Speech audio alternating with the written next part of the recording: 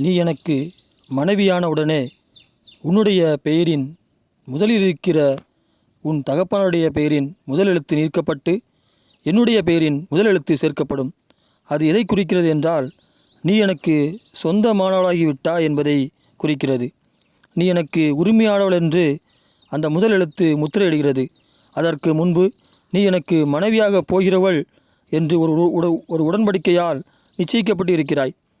குறிக்கப்பட்ட மணநாள் வரும் வரையில் உடன்படிக்கையை மீறாமல் உன் மணவாளனாகிய எனக்காக காத்து கொண்டிருக்கிறாய்.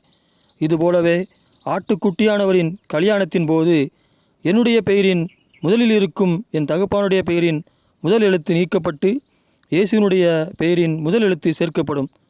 நீ எனக்குள் இருப்பதினால் நாம் அவருக்கு சொந்தமாகிவிட்டோம். நாம் அவருக்கு உரிமையானவளாகிவிட்டோம். அதற்கு முன்பு தேவனுடைய வார்த்தைகளுக்கு கீழ்ப்படிந்து அதனால் உண்டாகிற நற்கிரியைகளால் நாம் கிறிஸ்துவுக்கு மனவாட்டியாக போகிறவர்கள் என்று அடையாளமிடப்படுகிறோம்.